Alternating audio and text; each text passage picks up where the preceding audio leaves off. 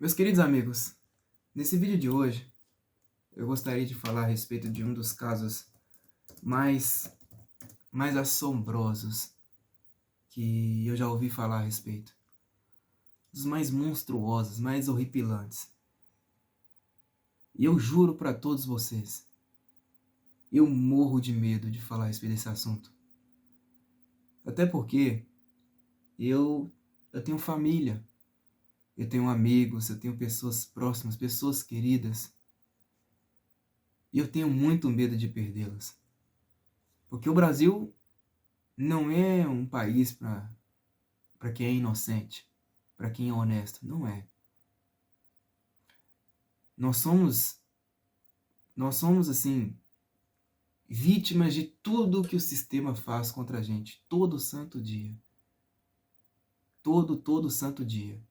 É o país mais sanguinário, mais corrupto e o mais analfabeto do mundo, não é isso? O mais burro e o mais assassino. E é o país que mais desvaloriza o cidadão honesto no mundo inteiro. Vocês podem ter certeza disso. A realidade aqui é esmagadora. Eu gostaria de falar, pessoal, a respeito do caso Pavese. Esse caso aconteceu há muitos anos. Foi na virada do século, ano 2000. Mas com certeza esse caso vai ficar na memória do cidadão brasileiro. É aquele que ouviu falar a respeito desse caso, vai ficar na memória dele para sempre. A primeira vez que eu tive ciência desse caso foi por volta dos meus 18 anos de idade. Eu ainda estava na faculdade. Eu tinha entrado na UENG, Universidade do Estado de Minas Gerais, e eu fazia o curso de design de ambientes. Eu estava me formando para ser um designer. E nessa época, tudo que eu fazia era vislumbrar os meus professores. Eu tinha um carinho por eles que era tremendo. Porque a vida de um estudante comum é assim. A vida daquela pessoa que se dedica para ser um profissional, porque é para isso que a educação brasileira serve, né? Simplesmente para formar profissionais. A vida do estudante comum é só para você se preocupar em adquirir o título e depois conseguir uma boa profissão. E aí, por fim, né, um ótimo salário. Então, tudo que você compreende de maneira sistematizada, tudo que você compreende, tudo aquilo que te ensinam ao longo da sua vida acadêmica, fica parecendo que tem um encaixe perfeito, né? Que todas as engrenagens funcionam perfeitamente, são encaixadas perfeitamente umas nas outras. Que a justiça ela é correta, que a política também, que a sociedade também, que tudo funciona dentro de um plano perfeito. Por mais que possam existir alguns desvios aqui e ali, tudo está perfeitamente encaixado, porque tudo fora planejado do jeito certo. A vida de um estudante é assim.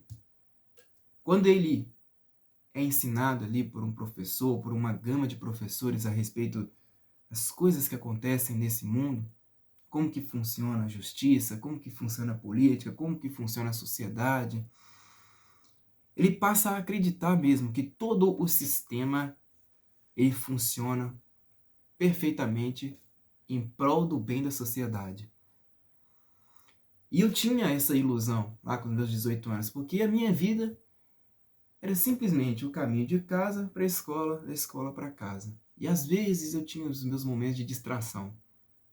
Só que a maior seriedade que eu tinha que ver, que eu tinha que ter para com a minha vida era a respeito da minha educação para eu conseguir uma profissão lá no futuro. O resto eu não precisava me preocupar.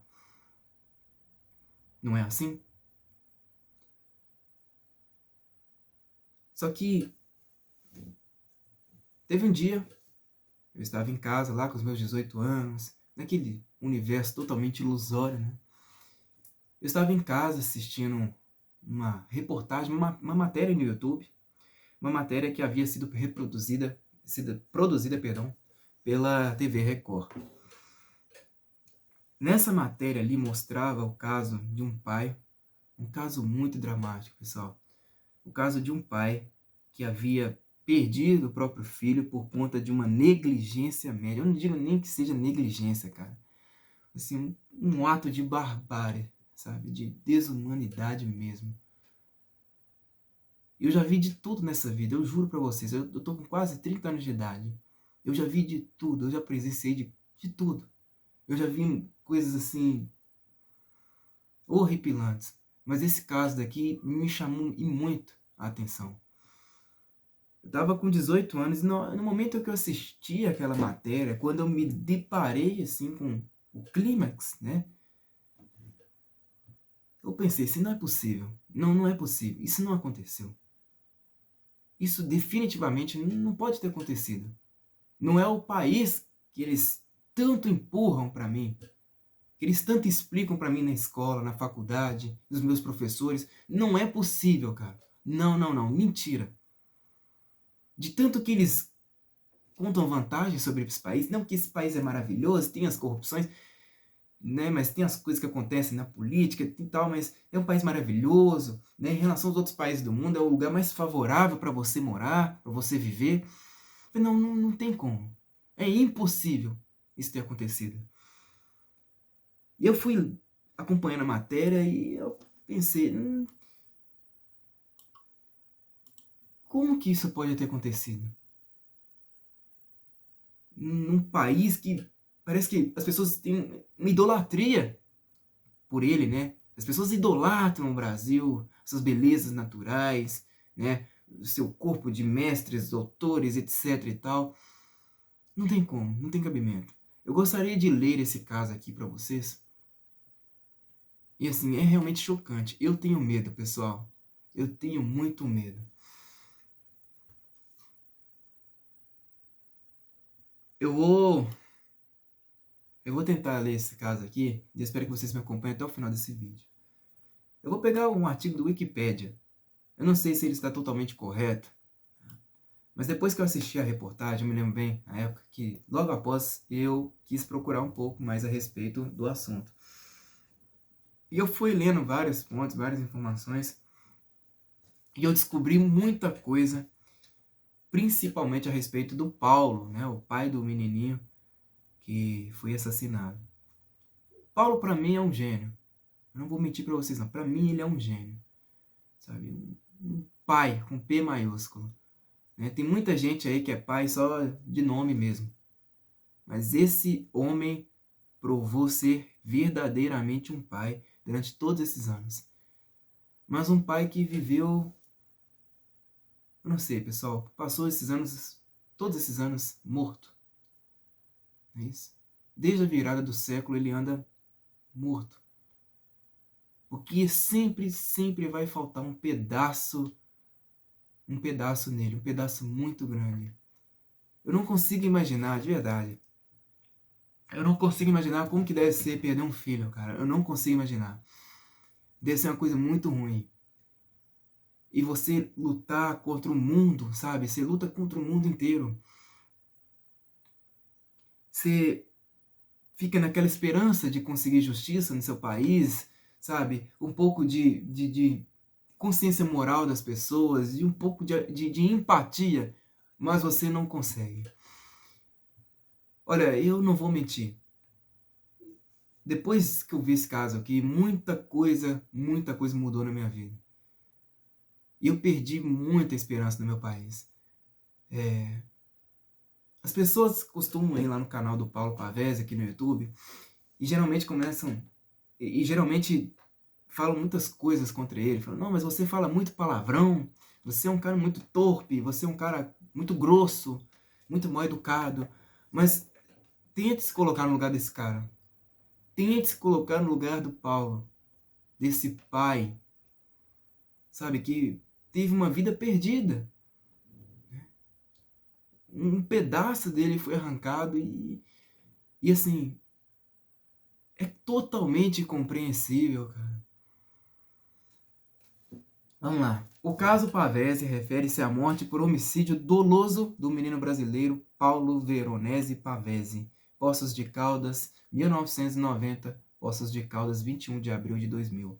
de 10 anos, ocorrida em 21 de abril de 2000, na Santa Casa da cidade de Poços de Caldas, no estado de Minas Gerais. Eu fico imaginando como é que deve ser o coração desse pai. Toda vez que chega o dia 21 de abril.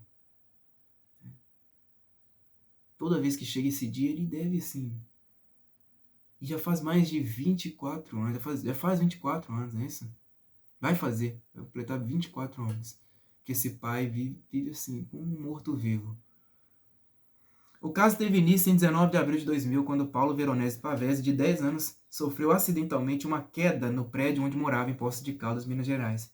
Pavese foi levado ao Hospital Pedro Sanches e 2 dias depois, em 21 de abril de 2000, foi transferido para a Santa Casa da cidade após ser constatada morte cerebral. O menino teve os seus órgãos retirados e transplantados, mas conforme a justiça, posteriormente, após uma denúncia do pai, Paulo Ayrton Pavese, os médicos forjaram o laudo sobre a morte cerebral para poder remover os órgãos do garoto, que ainda estava vivo, apesar de que desenganado no momento do procedimento. Como resultado, o caso deu origem a vários processos e escancarou denúncias de irregularidades no esquema de transplantes de órgãos em Poços de Caldas. Irregularidades não, crimes. Uma rede de tráfico de órgãos. Que não acontece, não é só no Brasil, cara. Em todo o continente.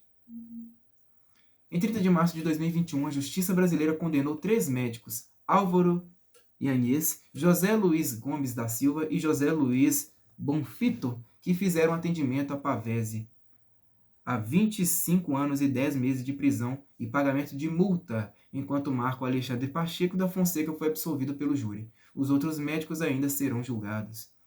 O pai de Paulo teve que sair do país devido às ameaças que recebeu após investigar o caso que levou à descoberta de uma máfia de comércio de órgãos em Poços de Caldas. O esquema ilegal fazia da cidade a campeã mineira de transplantes de órgãos à época do crime. Em 9 de maio de 2023, o médico Álvaro Yanez foi preso no interior de São Paulo. História. Antecedentes. Em 19 de abril de 2000, Paulo Veronese Pavese, de 10 anos de idade, sofreu acidentalmente uma queda de uma altura de 10 metros no prédio onde morava no bairro São Benedito, em Poços de Caldas, Minas Gerais. O menino sofreu traumatismo craniano e ferimentos na face, mas segundo a operação policial, entrou caminhando e consciente no hospital Pedro Sanches, para onde foi levado pela mãe. 2 dias depois, em 21 de abril de 2000, os pais do menino foram avisados de que ele teria tido morte cerebral e autorizaram a retirada dos órgãos. Pavese foi então transferido para a Santa Casa de Poços de Caldas, onde às 19 horas foi dado como morto e teve seus órgãos removidos e posteriormente transplantados. Investigação. Após receber uma cobrança de R$11 mil pela retirada dos órgãos, o pai do menino, Paulo Ayrton Pavese, começou uma investigação, descobrindo que o garoto ainda estava vivo ao ter passado pela intervenção, uma vez que ele havia sido anestesiado. Lembrando que ele foi caminhando até o hospital. Ele tinha sido levado caminhando, ele estava caminhando ainda quando chegou ao hospital. Ele tentou algumas vezes levar o caso à justiça, mas as autoridades sempre recusavam a investigação. O que depois revelou a atuação e influência de uma máfia que incluía políticos. Eles colocam máfia entre aspas aqui, mas é máfia mesmo, tá? Eu acho que a máfia americana é fichinha, máfia italiana, siciliana, é fichinha perto dessa aqui. Né? Autoridades policiais e judiciais. Políticos, autoridades policiais, judiciais, médicos de Poços de Caldas, todos envolvidos de alguma forma no esquema de comércio ilegal de órgãos. Após conseguir que o caso fosse investigado, a Polícia Federal abriu um inquérito que apontou que o exame para constatar a morte encefálica havia sido feito de forma irregular. A investigação deu origem a outros inquéritos e a Santa Casa de Poços de Caldas perdeu o credenciamento para realizar transplante de órgãos. Segundo o Ministério Público, inúmeras irregularidades cercaram o atendimento ao garoto, o que culminou na sua morte, a admissão em hospital inadequado, a demora no atendimento neurocirúrgico, a realização de uma cirurgia feita por um profissional sem habilitação legal que resultou em erro médico e a inexistência de um tratamento efetivo e eficaz.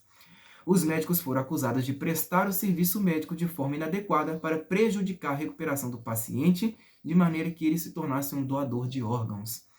Posteriormente, os médicos José Luiz Gomes da Silva, José Luiz Bonfito, Marco Alexandre Pacheco da Fonseca e Álvaro Inhanhes foram denunciados pelo Ministério Público por homicídio qualificado. Uma parte dos envolvidos respondeu pelo crime de remoção ilegal de órgãos e tecidos. Outra foi acusada de homicídio e respondeu a uma ação penal de competência do júri. Um médico chegou a ser condenado pela retirada das córneas em outro processo, mas teve a prescrição punitiva reconhecida pelo Tribunal de Justiça de Minas Gerais, o que equivaleu à sua absolvição. A situação envolvendo a doação de órgãos de outros pacientes atendidos pelo mesmo grupo de médicos também deu origem a outros processos. Julgamento. Após cerca de 20 anos da morte de Paulo Pavese, o julgamento, que durou quase 2 dias, teve início em 28 de janeiro de 2021 e foi retomado na manhã do dia 29, só terminando na madrugada do dia 30. Originalmente, o júri popular dos 4 médicos aconteceria no dia 6 de abril de 2016, em Belo Horizonte, mas foi suspenso.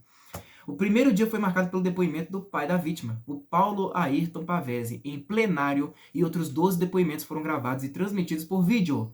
Entre outras coisas, Paulo Ayrton contou que presenteou os médicos com placas de metal pelos cuidados prestados ao filho pelos profissionais, mas descobriu o crime após analisar a conta do hospital, que listava tratamentos incompatíveis com o estado de saúde da criança. Ainda de acordo com o TJ, Paulo Ayrton informou que os procedimentos realizados no hospital visavam manter a saúde dos órgãos para doação irregular e que uma exumação posterior constatou a retirada de órgãos que ele não autorizava.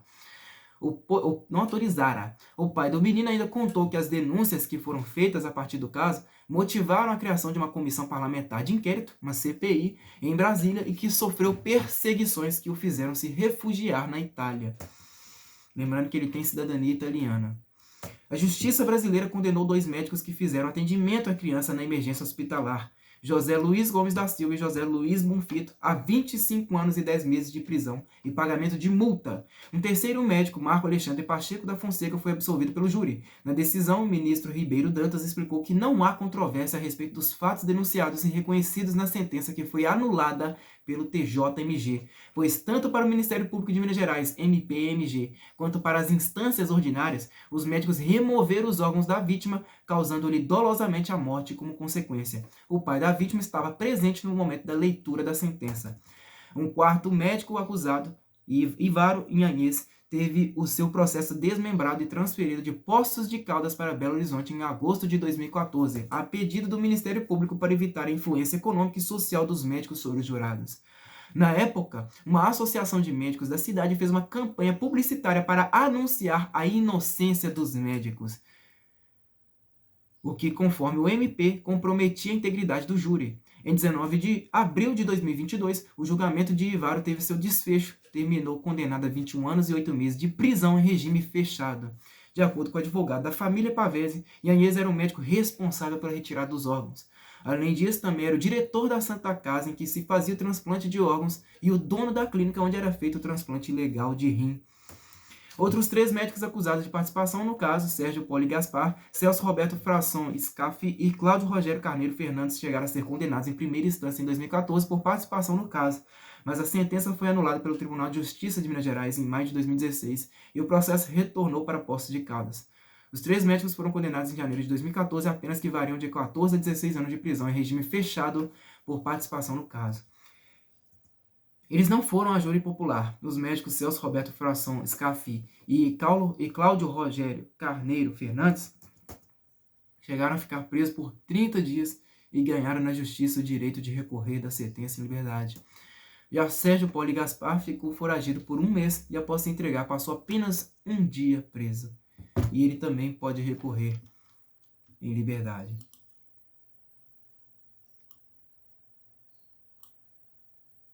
É isso aí, pessoal. A primeira vez que eu tive ciência desse caso, igual eu falei, foi em 2014. Eu tinha 18 anos de idade. Dali pra frente, muita coisa na minha vida mudou. Eu mesmo decidi estabelecer minha forma de estudo. Em 2018 eu larguei a faculdade. Eu já tinha aprendido muita coisa. E dali pra frente eu não parei mais. Não parei mais. Sabe? É um pássaro assim. voando contra outros pássaros. A minha vida é essa. Esse aqui é o exemplo. Este é o exemplo da nossa justiça. Qualquer país sério, eu não posso nem dizer aqui, mas qualquer país sério, a coisa funcionaria de outra forma. Podem ter certeza disso. De outra forma, já teria sido resolvida há muito tempo. A única coisa que eu posso dizer aqui, pessoal, é a seguinte. A justiça que esse pai tentou encontrar durante todos esses anos, infelizmente ele não vai encontrar. A única coisa que a gente pode fazer é orar por ele. Pedir para que Deus dê a ele toda a paz para o seu coração. A paz que ele merece ter. Porque a justiça que ele merecia receber, ele não recebeu. Ele só merece paz no coração. Que Deus conforte o coração desse pai.